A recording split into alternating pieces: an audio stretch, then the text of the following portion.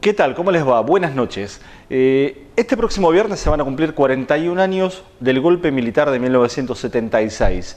Va a ser feriado, no vamos a estar acá al aire haciendo esta columna en este espacio del noticiero del canal, pero sin embargo quería dejar esta reflexión en un día en donde también las calles de Buenos Aires se vieron colmadas por la presencia de la multitudinaria marcha nacional, la marcha federal de la educación, de los trabajadores docentes que continúan con su reclamo por la apertura de paritarias y para discutir, en definitiva, hacia dónde va el país en términos de materia educativa.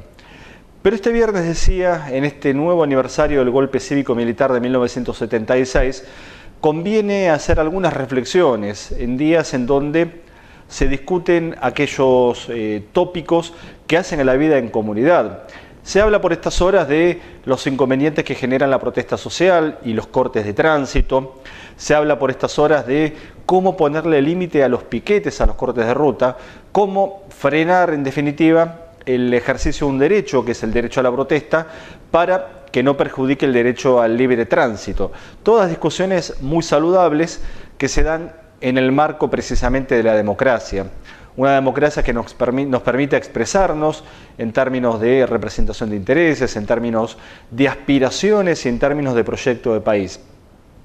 La historia nos enseña, 41 años después,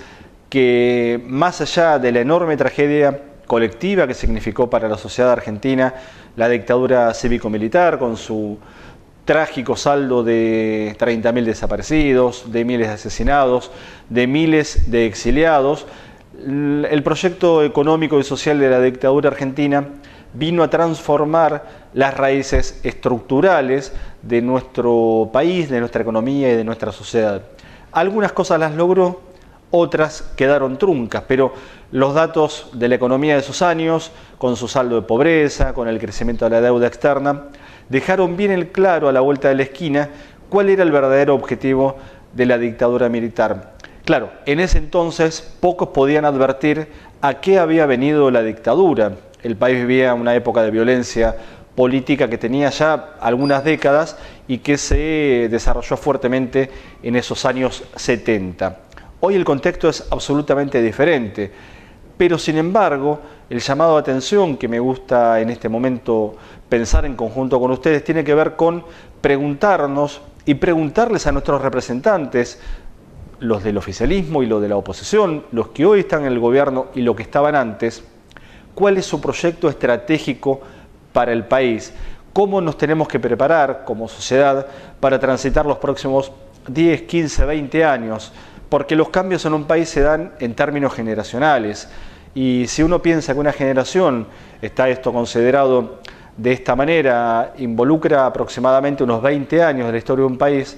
ya tenemos encima 2 generaciones tras aquel golpe de 1976. Y hoy, insisto, en un marco distinto, diferente, en un marco de democracia, de libertad de expresión, tenemos que pensar en algún momento, y tal vez el ejemplo de la educación sea interesante, generacionalmente hacia dónde va nuestro país en los próximos 20 años. Porque tenemos la experiencia de ese golpe militar de 1976. Tenemos la experiencia de estas 4 décadas y tenemos también la obligación, no solo el derecho, sino también la obligación como ciudadanos de exigirles a nuestros representantes y de exigirnos a nosotros mismos el esfuerzo de pensar el plan estratégico que tenemos como país, que esté todo puesto sobre la mesa, porque en ese verdadero marco de discusión, en donde el conflicto está presente,